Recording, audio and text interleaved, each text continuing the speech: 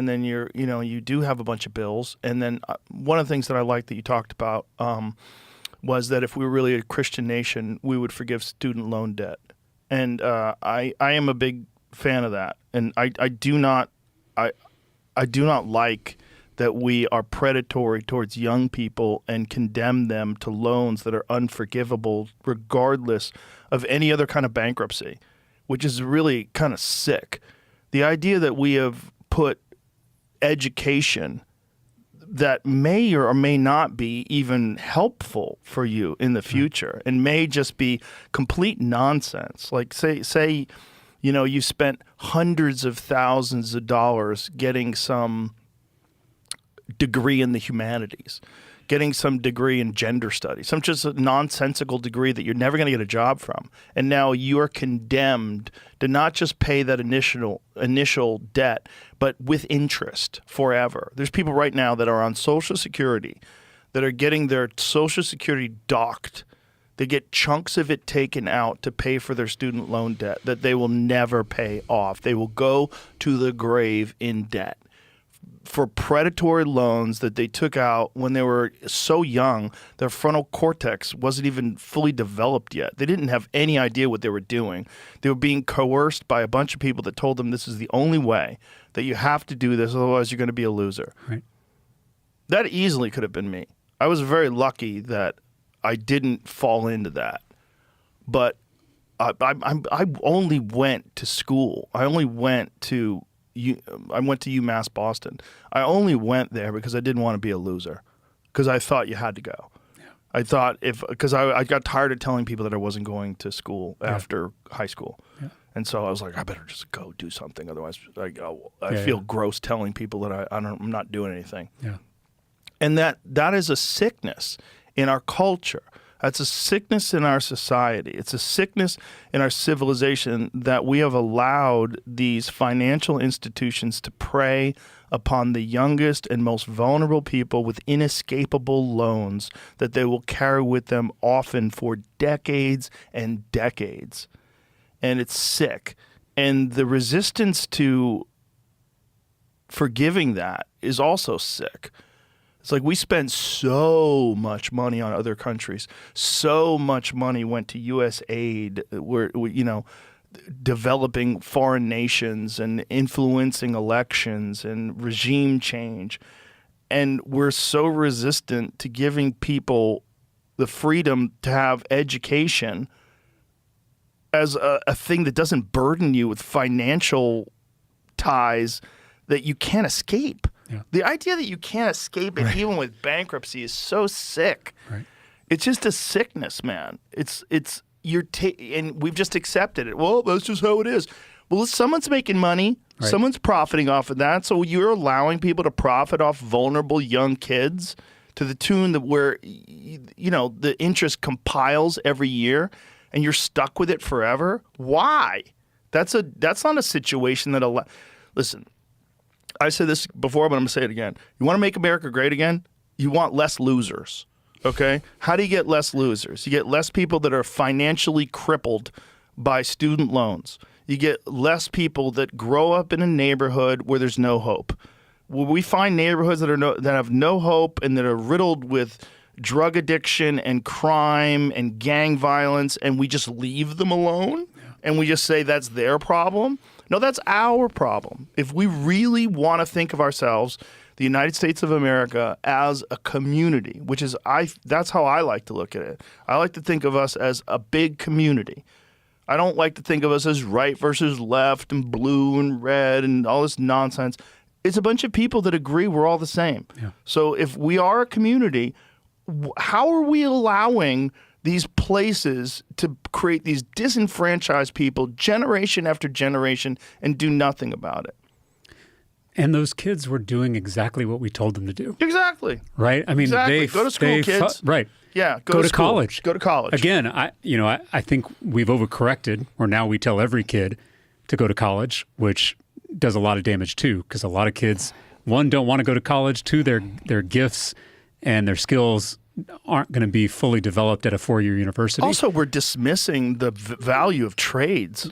Like, my God, how much more money having they a make. great plumber is so important. Having a great carpenter is so important. Electrician. No, I mean, so important. and you make a lot more money. I mean, the guys I went to high school with that have a boat out at Lake Travis are not the ones who went to a 4-year university like I did. Well, they certainly didn't study, Right. Get your head out of the books. the nonsensical stuff that doesn't get you anywhere. But I mentioned to you before I was a politician, I was a public school teacher, which is kind of an unusual route to, What did you teach? to serving. I taught 6th grade language arts at Rhodes Middle School. Oh, so that's something that's valuable. I often say Language arts. teaching middle school is the best preparation for politics. It's a lot more like middle school than people think. The egos, the drama, just all of it is. Isn't it crazy how no one gets past that? Yeah, I mean, well, we could talk about this all day, but there are lots of stories I have where I'm just blown away by the ego. And again, I have an ego, you have an ego. There's no way you can do this kind of difficult work without an ego that, to be able to say, I want to make decisions for 200,000 constituents. I mean, that's the job I have, right? I mean, that takes a certain amount of ego to make those kind of decisions. You just can't let the ego be the boss. Correct. And this was the problem. I mean, we focus so much on President Biden's age, which I agree was a problem. But I don't think we've really discussed that the biggest problem was ego. It was his inability to step aside and let someone else do the job. Yes. Right? I mean, when it should have happened a lot earlier than when it should have never happened in the first place. Let's be realistic. In 2020, we all knew, anybody that was paying attention knew that he was compromised. Yeah. Well, and that he said he was a transitional figure. Yeah. I mean, he I don't know how explicit he was, but he certainly made it sound like, he was stepping in so that he could usher in a new generation. And that never happened. Because when you get into these offices, and I'm just a little state rep at a low level, but even I know, like, people call you representative. Your mail says the honorable. Yeah, right? nice. Right. And you're like, that's tight. This feels pretty good, right? That's pretty like cool. People, and you have a bunch of new friends, right? All the lobbyists are like, now they're professionally friendly, right? And all that can go to your head very quickly. I'm sure. And think about someone who's been in it for 60 years. Mm-hmm.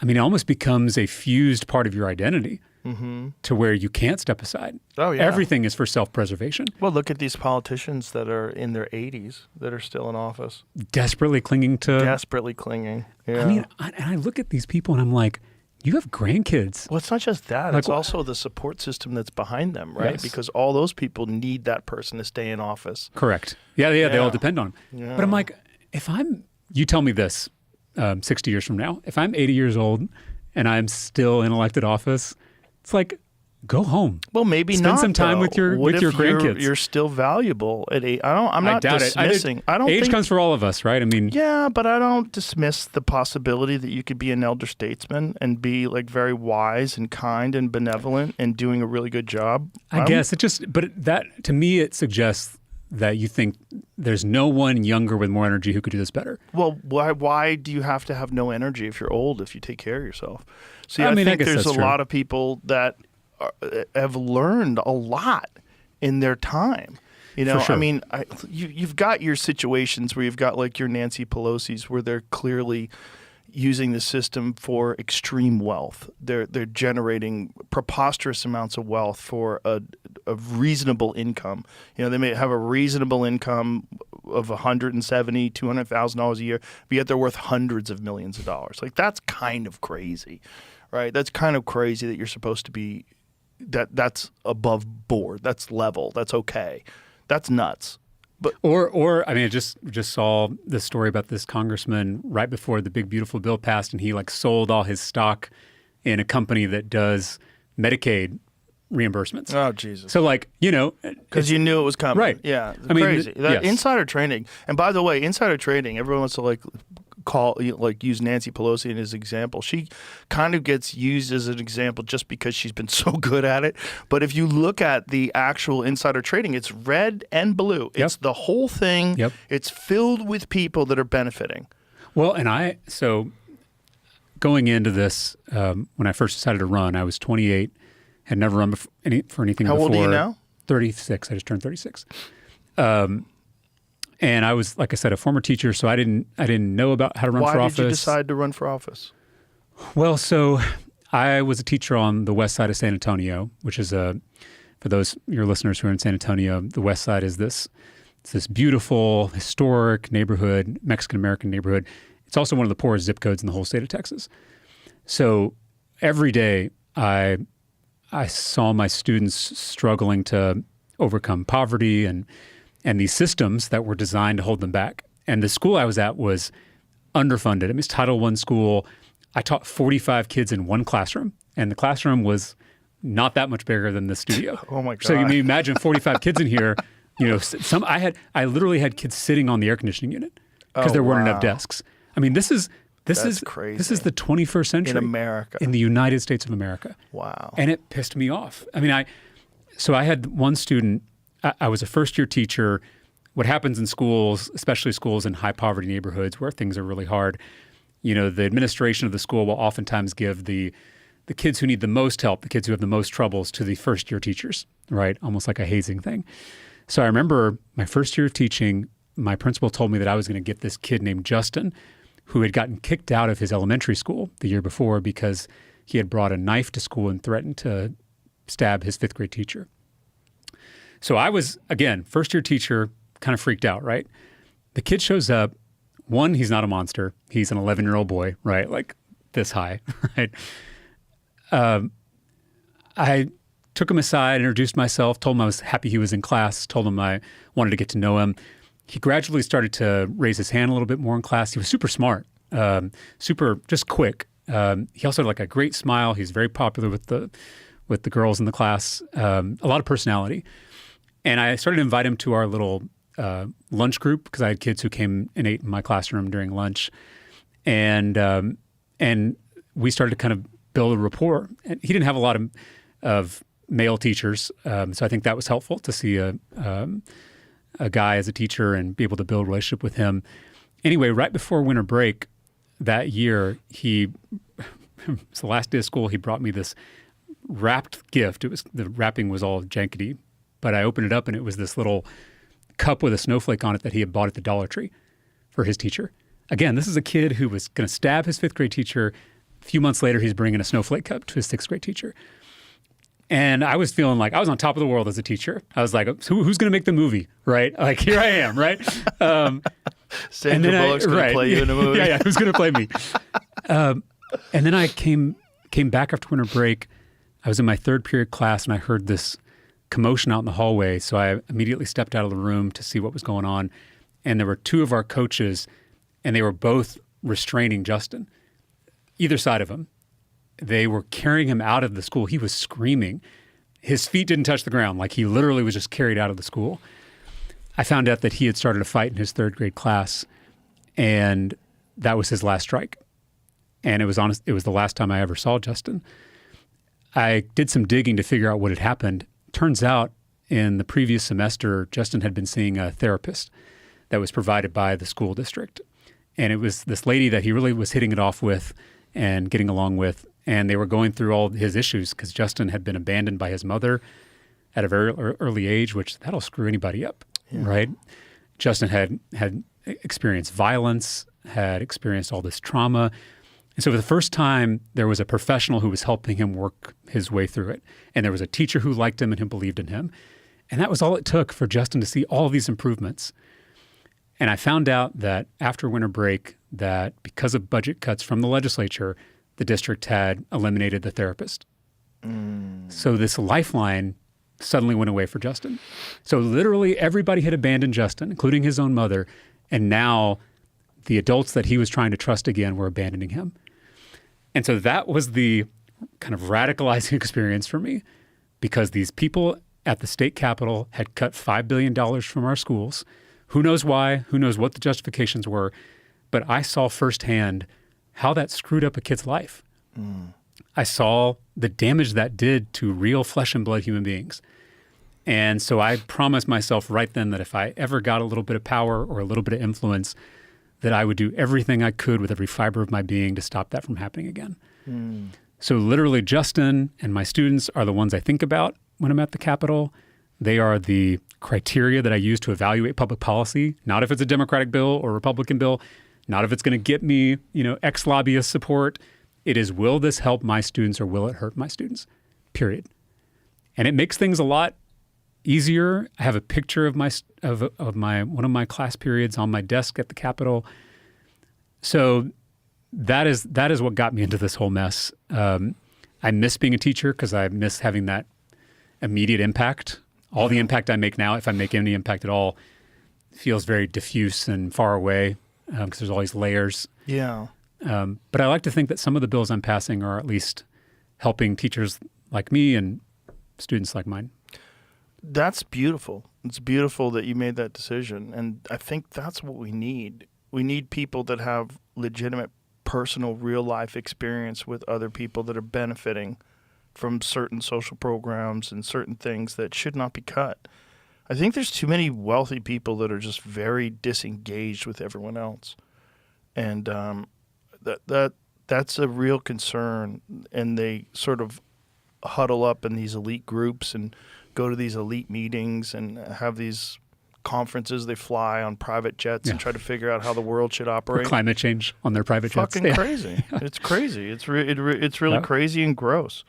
And I don't think it has anything to do with climate change. I think it's like a boys club, a weird club where these elite people get to hobnob and eat caviar together. My point is, if you're going to a conference to discuss climate change, but you're taking your giant private jet. I've seen Bill Gates justify that because of all his work that he does. Sure. Or even Bernie Sanders when he's talking about campaigning. Yeah. And he was saying, how else am I going to go to all these different places? We go Southwest like fucking comedians do, dude. We travel all over the country too, buddy. Southwest is great. Yeah, listen, when I was traveling, I was doing a lot more dates than him. Yeah. Okay. Yeah. And I never took private jets.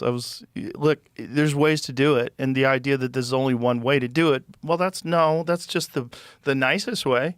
It's certainly more convenient. It's easier. It's more comfortable if you got the money.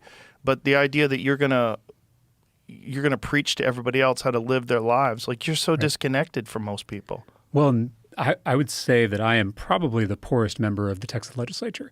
And I'm not poor, but relatively speaking, most of the people I serve with, either very successful lawyers who own their own law practice, doctors and surgeons who operate their own medical practice, or it's trust fund babies. No offense to those people, but yeah, that is a weird thing. It's just people who have a lot of family money. And here's, because I mentioned earlier that I don't make any money at this job. So unlike a congressman, because I think Congress people make like 100, 150 or something, which is a real salary. I make $7,200 a year. That's $400 a month after taxes as a state rep. That's my salary. Now, I also get a per diem when we're in session, which is a little bit more, which is helpful. But the reason I say that is because there are systematic barriers to a regular person running for the job that I have. Got it. It's a factor. It is a factor. And I guess in a street fight, most of the time you don't have a wall to climb up. Right. Unless you're fighting in a mall. Yeah. It's a factor. And the more factors you can cut out that are extraneous, I think the better. I like it. We might have to push that They forward. did it in Russia, but they do everything in Russia. Dude, I saw like a team fight. Yep. You see it where like I don't understand the rules, but it's like everybody's just going at it. Yeah, chaos. Yeah. One side wears red, one side wears blue, whatever, and they just beat the fuck out of each other. I saw a 3-on-1 fight the other day. It was ridiculous. Yeah, my This is it. Yeah, 3-on-1. Yes, this is it. But the problem is the guy's the same size. Like I've seen 2-on-1s where the one guy was big, but these three guys that fought this one guy, look, they're all the same size.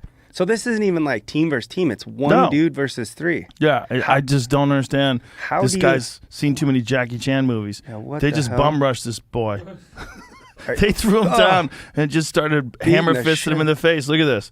Look how they did it. Oh my God. Like how could you expect to win? What the fuck? It's so ridiculous. Like, did that guy actually expect to go in there and say like, "Oh, I'm gonna beat 3 dudes up"? The one guy just kind of held him down, and then the other 2 guys hammer fisted him. Good job, bro. Thank you. Yeah, thanks for hammer fisting the fuck out of my childhood. Now I can't think about the 7th grade anymore. Look at them, they're cheering. Yes, go get more. Man, Yeah, Russia's wild. they're nuts, man. They're willing. Yeah. They're willing to try.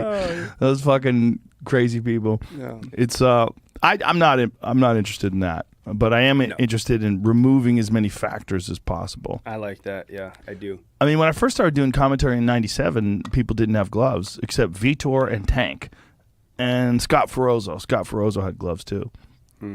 Most people had no gloves. Really? I didn't. Yeah. I guess I didn't know that. Yeah, when Vitor fought Trey Telligman was no gloves. He's like a little bit of tape on his hands, and that's it. So basically, that was the bare knuckle. That was the start of the bare knuckle. Maybe Scott Ferozzo didn't even have gloves back then. See if you could find a video of Scott Ferozzo versus Vitor. I'm not sure if Scott had gloves.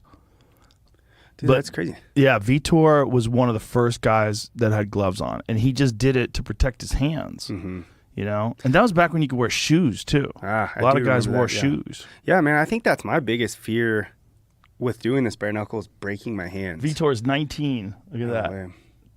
Pit fighting. 19 years old. Think Yeah. back to when I was 19. He was 205, and that was his actual weight.